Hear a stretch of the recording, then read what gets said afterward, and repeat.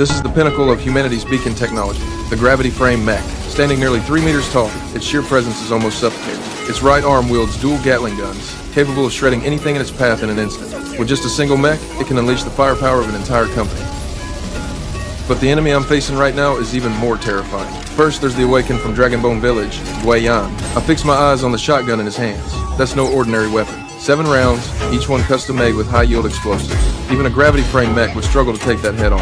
As a wasteland hunter, all I can do is barely hold the line with a vibranium shield in my left hand. But what truly makes Guayan dangerous has never been his weapon. His firepower is already overwhelming, but his defense is even more frightening. Once he activates his non-coded genes, any intense impact causes his body tissue to rapidly harden. At that level of durability, even a gravity frame can hardly deal a fatal blow. And he's not fighting alone. His teammates are just as dangerous. Amur specializes in countering beast-type blockade units. The high-energy directional sound waves he emits can tear apart the tissue of devourer beasts, throwing their sensory systems into chaos and cutting off their communication. In battle, those sound waves can also suppress, disrupt, and even destroy electronic equipment. For us wasteland hunters, that's a crippling disadvantage. At the same time, the severely wounded Guayan quickly recovers with the help of his teammates. We hunters who broke into the ecological base may look imposing, but in reality, we're completely suppressed. The situation is slipping out of control, little by little. It isn't until I arrive with a squad equipped with jetpacks that things finally begin to change. We successfully captured Suisin, but on the other side, the Awakened Kolova has already entered the control chamber. He manages to activate that humanoid bioweapon. It's a relic of old world technology,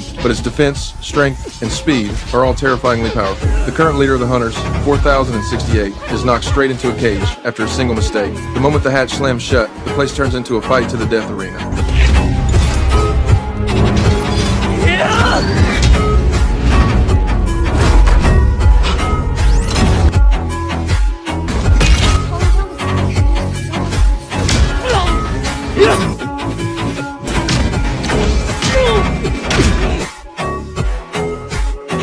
Right then, Suisin speaks. He tells us the real cause of Mark's death. I freeze. So back then it was 4068 who personally slit Mark's throat with a bone spike. Even more ironic, this very person later became the commander of the Hunters. Hearing this, my team and I fall silent. We had always doubted the cause of Mark's death and even questioned 4068 before. But his explanation back then forced us to put those doubts aside. Now, everything is clear. We don't hesitate anymore. I swing my gun around and aim straight at 4068. At the same time, the other Hunters realize the connection between the humanoid bioweapon and Kolova. They blow up the control chamber. The link is severed. The bioweapon instantly goes out of control, turning into a mindless killing machine. With a single punch, it sends 4068 crashing to the ground. The gravity frame mech collapses on the spot. Just as the situation completely spirals out of control, Bai Yue Kui arrives with her team. I see a figure, nearly 3 meters tall, walking straight toward the cage. Just as 4068 is about